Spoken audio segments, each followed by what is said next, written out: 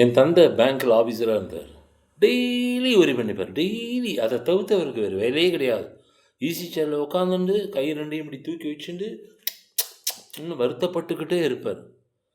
அவருக்கு பேங்க் வேலையே புடிக்கல. அவருக்கு வாத்தியார் ஆகணும்னு ஆசை. ஆனா ஏனோ அதுல அவர் ஈடுபடல. அவருக்கு கிடைக்கலையா என்னன்னு ஒண்ணும் புரியல.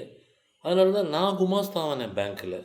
அப்ப எல்லாரும் என்ன சொன்னாங்க, நெனச்சுட்டாங்கன்னா, இவன் பேங்க் எக்ஸாம்லாம் பாஸ் பண்ணிட்டான், சிஏபிலாம் பாஸ் பண்ணியிருக்கான், நல்ல பர்சனாலிட்டியா இருக்கான், இங்கிலீஷ் நல்லா பேசுறான், இவன் பேங்க் ஆஃபீஸர் ஆனா எம்டி லெவலுக்கு போவான்னு நெனச்சாங்க.